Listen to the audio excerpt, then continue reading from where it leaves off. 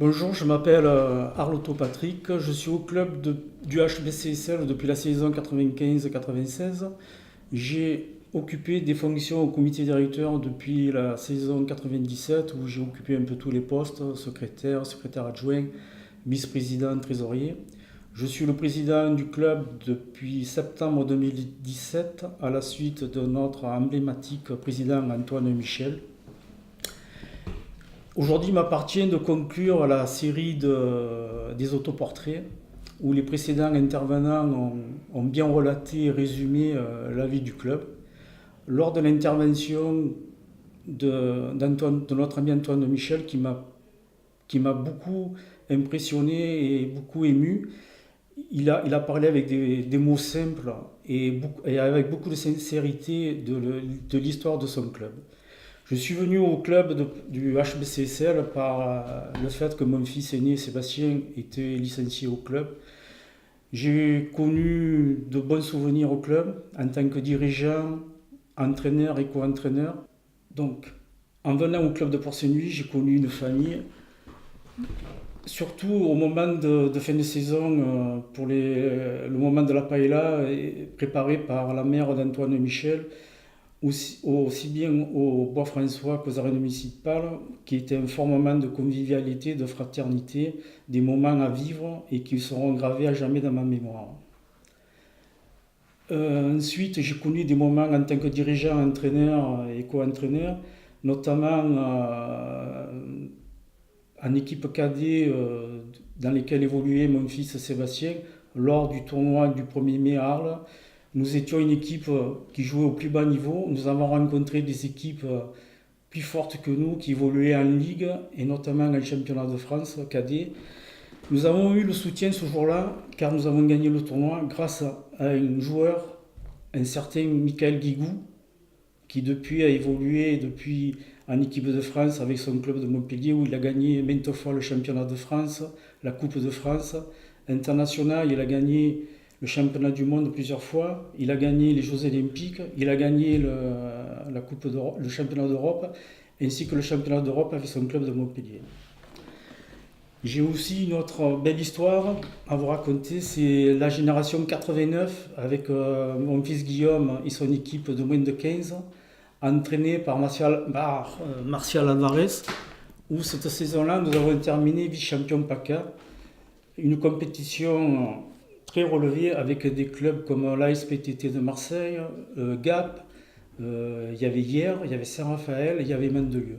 Et nous avons fini cette saison-là vice-champion. Ensuite, j'ai aussi, il y a 3 ou 4 ans, une belle aventure avec le jeune Valentin de Ruder où nous avons pris les moins de 14 avec nous. Nous avons connu vraiment une belle aventure. Ces jeunes, nous les avons menés jusqu'à moins de 16 ans en Ligue. Où l'année où on les a laissés, ils étaient à moins de 16 ligues, où ils ont pu participer à un championnat de haut niveau. C'est une belle aventure humaine que nous avons vécue avec ces jeunes qui étaient à notre écoute et les parents, de formidables aventures avec les parents. Ensuite, le club a connu son apogée au début des années 2000 avec la venue de 2 techniciens, Christophe Bertin et Frédéric Leclerc, suivis de joueurs de l'extérieur qui ont permis au club de grandir tactiquement et techniquement, qui ont apporté beaucoup à la structure, notamment à nos équipes de jeunes et surtout à notre équipe senior garçons, qui ont gagné avec ce duo 3 Coupes de Provence, 3 Super Coupes de PACA, et ensuite, en 2005, champion de pré-national Ligue régionale, qui nous a permis d'accéder au championnat de France en N3. Vraiment de bons moments, un stade Coubertin archi plein avec la Peña, vraiment de bons moments. Ensuite, le club a connu des hauts et des bas, mais a toujours resté un club formateur où beaucoup de générations de jeunes ont évolué dans les différentes sélections départementales et régionales. La dernière en date, c'est Loane Parot, féminine en moins de 13, départementale.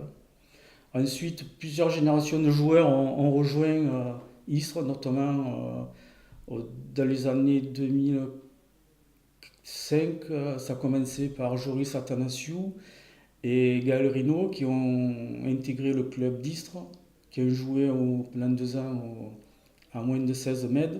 Ensuite, ils ont joué en championnat de France moins de 18, suivi de près par Romain Tudela qui a eu le même parcours.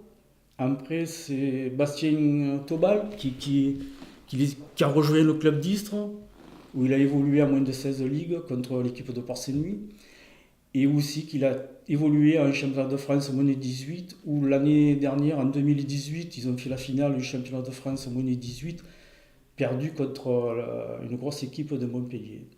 Actuellement, Bastien Tobal est stagiaire au centre de formation.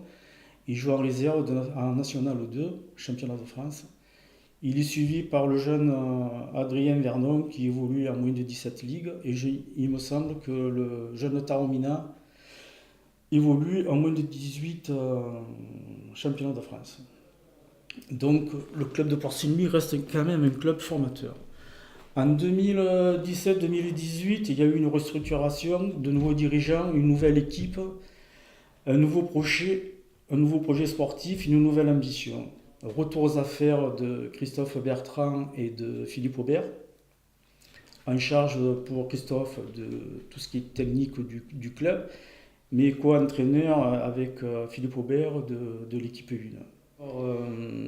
L'apport de Christophe Bertrand et de Philippe Aubert devait se consacrer sur la formation des jeunes et intégrer certains jeunes dans l'équipe, ceux qui restaient de l'équipe 1, notamment les anciens fidèles, parce que beaucoup de joueurs étaient partis sur d'autres cieux ou avaient abandonné l'équipe. Ça a été une année très difficile, mais les résultats ont été au match retour, de très bons résultats. Ils ont fini en boulet de canon et ils ont terminé 5e, 6e du championnat Excellence régionale. Ensuite, le club s'est stabilisé et équilibré. Nous avons obtenu des résultats à moins de jeunes, moins de 15 féminines, Excellence, comité Bouches-du-Rhône champion, moins de 17 standards garçons, comité Bouches-du-Rhône champion. Pour l'année 2018-2019, nous avons recruté en contrat CDI Armand Gory, personnage important du football provençal, pour son expérience professionnelle, mais aussi pour sa créativité et son sens de la convivialité, ce qui nous a permis de créer des stages sportifs durant les vacances scolaires, ce qui nous a permis, il a insisté sur des rencontres de fin de cycle, de fin de trimestre entre parents et enfants, mais il est surtout à l'origine de la création d'une équipe senior loisirs qui prennent beaucoup du plaisir, mais surtout où ils sont très bons, c'est pour la troisième mi-temps, où vraiment la convivialité est de rigueur chez eux. Ensuite, pour l'année 2019-2020, nous allons étoffer le secteur technique, c'est-à-dire que de nouveaux entraîneurs vont venir grossir en apport aux jeunes de moins de 9, moins de 11 et moins de 13. Car pour nous, ces trois catégories d'âge représentent l'avenir du club, le futur du club, c'est par eux que ça va passer. Ensuite, les moins de 17 de cette année vont certainement évoluer à un championnat Ligue moins de 20, ce qui est une bonne chose pour eux. Voilà pour ce qui est de la saison prochaine. Je profite de l'occasion qui m'est donnée de rendre hommage à nos anciens et particulièrement aussi à nos chers disparus qui ont marqué l'histoire du club.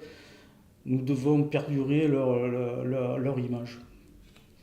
Mais il y a aussi, je voudrais associer aussi deux correspondants de presse, messieurs Edmond Magnas et monsieur Guy Panichi, pour leur reportages et leurs photos qui ont à la gloire du club de Port-Saint-Louis-du-Rhône. Donc maintenant, je voudrais aussi féliciter, remercier et associer mon équipe de dirigeants qui ont permis de faire cet anniversaire-là, ces 50 ans. En particulier, les deux vice-présidents, Philippe Atanassiou, chargé des partenaires privés, de Sébastien Balcon, manager général, maître d'œuvre du 50e anniversaire, Michael Meonoriti, trésorier, de Sandrine Brunet, secrétaire indispensable pour la bonne marche de notre club, la communication avec Michael et Sandrine et Farid, et je tiens à féliciter ce dernier pour son implication et son excellent travail sur les vidéos du 50e anniversaire. De même, l'équipe d'animation avec Carloto Sébastien et ses bénévoles, les entraîneurs du club, Christophe Bertrand, Philippe Aubert, Armand Goury, Carloto Sébastien, Sébastien Balcon. Je voulais remercier également Christophe Bertrand de la commission technique qui était à l'origine, à l'initiative des autoportraits et du tournoi qui se déroulera sur le Stade Tavernier le 15 juin. Voilà, je vous dis à très bientôt. Je vous dis bon anniversaire et longue vie au HBCSL. À très bientôt pour le 15 juin pour le tournoi et la soirée. Merci.